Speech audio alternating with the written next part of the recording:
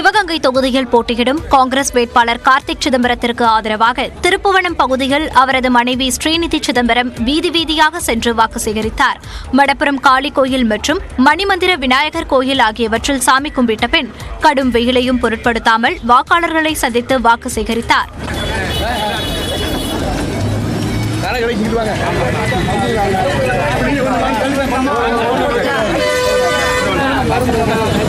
இதேபோல் தேனி மாவட்டம் பெரியகுளத்தில் கணவர் டிடிவி தினகரனுக்கு ஆதரவாக அவரது மனைவி அனுராதா வாக்கு சேகரித்தார். லட்சுமிபுரம் உள்ளிட்ட பகுதிகளில் அவர் வீதி வீதியாக சென்று ஓட்டு கேட்டார்.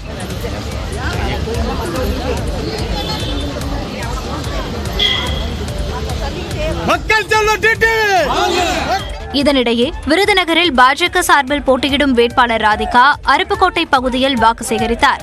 அப்போது திமுக வேட்பாளருக்கு ஆதரவாக அமைச்சர் KKSSR ராமச்சந்திரனும் அதே பகுதியில் பரப்புரையில் ஈடுபட்டிருந்தார்.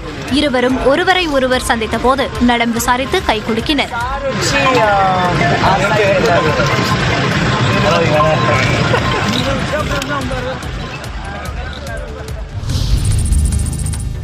திருநெல்வேலி பாஜக வேட்பாளர் நைனா நாகேந்திரனை தகுதி நீக்கம் செய்ய தேர்தல் ஆணையத்துக்கு உத்தரவிடக் கோரிய வழக்கை சென்னை உயர்நீதிமன்றம் இன்று விசாரிக்கிறது.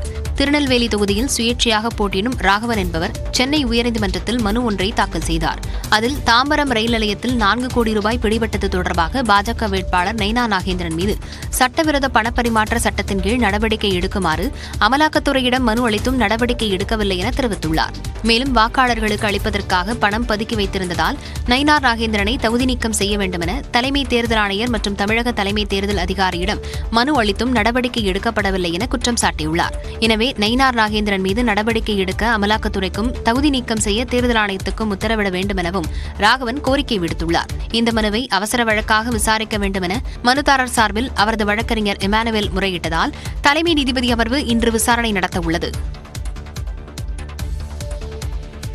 விழுப்புரம் அதிமுக வேட்பாளருக்கு எதிராக முன்னாள் அமைச்சர் CV சண்முகம் எழுதியது போன்று போலி கடிதத்தை இணையத்தில் பரவவிட்ட நபர் மீது நடவடிக்கை எடுக்க கோரி மாவட்ட காவல் கண்காணிப்பாளர் அலுவலகத்தில் புகார் அளிக்கப்பட்டுள்ளது. விழுப்புரம் மக்களவைத் தொகுதியில் அதிமுக சார்பில் பாக்கியராஜ் களம் கண்டுள்ளார்.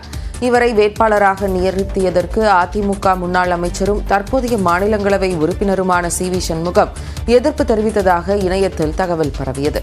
அதிமுக பொதுச் செயலாளர் எடப்பாடி பழனிசாமிக்கு அவர் எழுதியது போன்ற அந்த கடிதத்தில் விழுப்புரம் மாவட்ட செயலாளர் என்ற அடிப்படையில் தன்னிடம் ஆலோசனை மேற்கொள்ளாமல் வேட்பாளர் அறிவிக்கப்பட்டதாக அதிருப்தி தெரிவித்ததாக குறிப்பிடப்பட்டுள்ளது.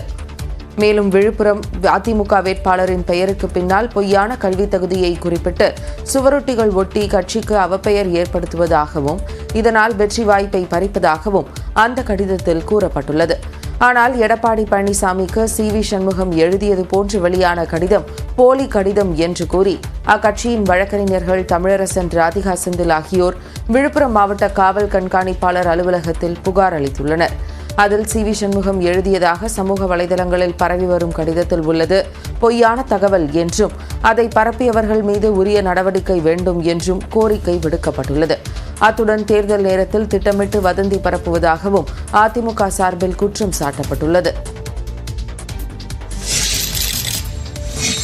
சிவகங்கையில் தபால் வாக்கு அளித்ததை வீடியோவாக வெளியிட்ட CRPF வீரர் மீது வழக்கு பதிவு செய்யப்பட்டது. சிவகங்கை மாவட்டம் காளையார்கோவில் அருகே உள்ள வேம்படியைச் சேர்ந்த மத்திய ரிசர்வ் காவல்படை வீரர் சதீஷ்குமார் விடுமுறையை ஒட்டி சொந்த ஊருக்கு வந்துள்ளார்.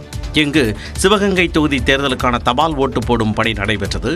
காளையார்கோவில் வட்டாட்சியர் அலுவலகத்தில் தபால் ஓட்டு போட்ட சதீஷ்குமார் தபால் ஓட்டுச் சீட்டினை வேட்பாளர் படங்களுடன் யாருக்கு ஓட்டளித்தேன் என்பதை வீடியோ எடுத்து சமூக வலைதளத்தில் வெளியிட்டார்.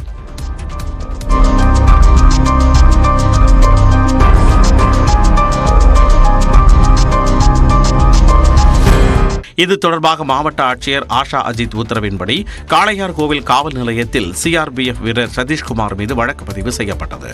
ஓட்டளிக்கும் விவரத்தை வெளியிடுவது சட்டப்படி தவறு என்பதால் இதுபோன்ற செயல்களின் மீது உரிய நடவடிக்கை எடுக்கப்படும் என ஆட்சியர் ஆஷா அஜித் எச்சரிக்கை விடுத்துள்ளார்.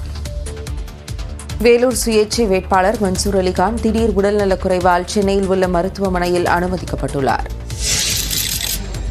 வேலூர் நாடாளுமன்ற தொகுதியில் சுயேட்சையாக போட்டியிடும் இந்திய ஜனநாயக புலிகள் கட்சியின் தலைவர் நடிகர் மன்சூர் அலிகான் வாணியம்பாடியில் இறுதிக்கட்ட பரப்புரையின் போது பலாப்பழத்தை அறுத்து விற்பனை செய்து நூதன வாக்கு சேகரிப்பில் ஈடுபட்டார்.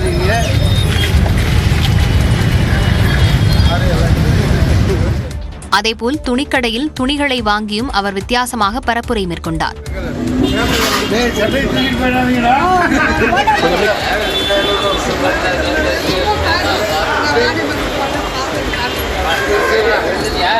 பின்னர் குடியாத்தத்தில் தேர்தல் பரப்புரையில் ஈடுபட்ட போது மன்சூர் அலிகானுக்கு திடீர் உடல்நலக்குறைவு ஏற்பட்டது. குடியாத்தம் பகுதியில் உள்ள தனியார் மருத்துவமனையில் அவர் அனுமதிக்கப்பட்டு சிகிச்சை அளிக்கப்பட்டது.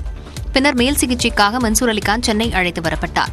மூச்சு திணறல் காரணமாக கே நகர் பகுதியில் உள்ள KM மருத்துவமனையில் அவர் அனுமதிக்கப்பட்டுள்ளார். தற்போது அவரது உடல்நிலை சீராக இருப்பதாக தகவல் வெளியாகியுள்ளது. சென்னையில் வசிப்போர் சொந்த ஊர்களுக்கு சென்று வாக்களித்துவிட்டு வரும் வகையில் இன்றும் 20ஆம் தேதியும் கோவை மற்றும் கன்னியாகுமரிக்கு சிறப்பு ரயில்கள் இயக்கப்படும் என்று தெற்கு ரயில்வே அறிவித்துள்ளது. அதன்படி இன்று மற்றும் 20ஆம் தேதியில் மாலை 4:45 மணிக்கு சென்னை தாம்பரத்திலிருந்து புறப்படும் சிறப்பு ரயில் விழுப்புரம், விருத்தாச்சலம், திண்டுக்கல், மதுரை, விருதுநகர், தென்காசி, நாகர்கோவில் ரயில் நிலையங்கள் வழியாக 19ஆம் தேதி காலை 4:40 மணியளவில் கன்னியாகுமரிக்கு சென்றடையும். மறுமார்க்கத்தில் கன்னியாகுமரியிலிருந்து நாளை மற்றும் 21ஆம் தேதியில் இரவு 8:30 மணிக்கு புறப்பட்டு மறுநாள் காலையில் தாம்பரம் ரயில் நிலையம் வந்தடையும். இதேபோல் சென்னை எழும்பூர், கோவை இடையே இன்று மற்றும் 20ஆம் தேதியில் சிறப்பு ரயில் இயக்கப்படுகிறது. எழும்பூரில் மாலை 4:25 மணிக்கு புறப்படும் சிறப்பு ரயில் திண்டிவனம், சீர்காழி, பாபநாசம், தஞ்சாவூர், திண்டுக்கல், உடுமலைப்பேட்டை, பொள்ளாச்சி வழியே மறுநாள் காலையில் கோவையை சென்றடையும். மறுமார்க்கமாக கோவையிலிருந்து நாளை மற்றும் 21ஆம் தேதியில் இரவு 8:40 மணிக்கு புறப்பட்டு மறுநாட்களில் எழும்பூர் ரயில் நிலையத்தை காலை 10 மணிக்கு சிறப்பு ரயில் வந்தடையும். தேர்தல் விளம்பரங்கள் தொடர்பான உச்சநீதிமன்றத்தின் இறுதி தீர்ப்பின் நகலை உடனடியாக தாக்கல் செய்ய தேர்தல் ஆணையத்திற்கு சென்னை உயர்நீதிமன்றம் உத்தரவிட்டுள்ளது. தேர்தல் விளம்பரங்களுக்கு அனுமதி மறுத்த தலைமை தேர்தல் அதிகாரியின் உத்தரவை எதிர்த்தும் விளம்பரங்கள் தொடர்பான வழக்கை உச்சநீதிமன்றத்தில்தான் தொடர வேண்டும் என்ற விதிகளை எதிர்த்தும் திமுக அமைப்பு செயலாளர் RS பாரதி சென்னை உயர்நீதிமன்றத்தில் வழக்கு தொடர்ந்திருந்தார். வழக்கை விசாரித்த உயர்நீதிமன்றம் இந்த விதிகள் முந்தைய தேர்தல்களில் பின்பற்றப்பட்டதா என விளக்கம் அளிக்கும்படி தேர்தல் ஆணையத்திற்கு உத்தரவிட்டிருந்தது. இந்நிலையில் இந்த வழக்கு தலைமை நீதிபதி கங்கா பூர்வாலா அமர்வில் மீண்டும் விசாரணைக்கு வந்தது. அப்போது மனுதாரர் தரப்பில் ஆஜரான மூத்த வழக்கறிஞர் சண்முக சுந்தரம் தேர்தல் விளம்பரங்களுக்கு அனுமதி மறுத்த உத்தரவுகளை எதிர்த்து உச்சநீதிமன்றத்தை அணுகலாம் என 2004ஆம் ஆண்டு உச்சநீதிமன்றம் உத்தரவை பிறப்பித்ததாகவும் பின்னர் கடந்த ஆண்டு ஆகஸ்ட் மாதம் வகுக்கப்பட்ட விதிகளில் மேல்முறையீடு செய்ய வழிவகை செய்யவில்லை எனவும் வாதிட்டார். தேர்தல் ஆணையம் தரப்பில் ஆஜரான வழக்கறிஞர் நிரஞ்சன் ராஜகோபாலன் விளம்பரங்களுக்கு அனுமதி மறுப்பதை எதிர்த்து உச்சநீதிமன்றத்தில்தான் வழக்கு தொடர முடியும் என்ற உத்தரவு 2004ஆம் ஆண்டு முதல் அமலில் உள்ளதாக தெரிவித்தார். அப்போது குறுக்கிட்ட நீதிபதிகள் உச்சநீதிமன்றத்தின் இறுதி தீர்ப்பு நகல் எங்கே என வினவினர். அதனை வியாழக்கிழமை தாக்கல் செய்ய உத்தரவிட்ட நீதிபதிகள் விசாரணையும் அன்றைய தினமே நடைபெறும் என கூறினர்.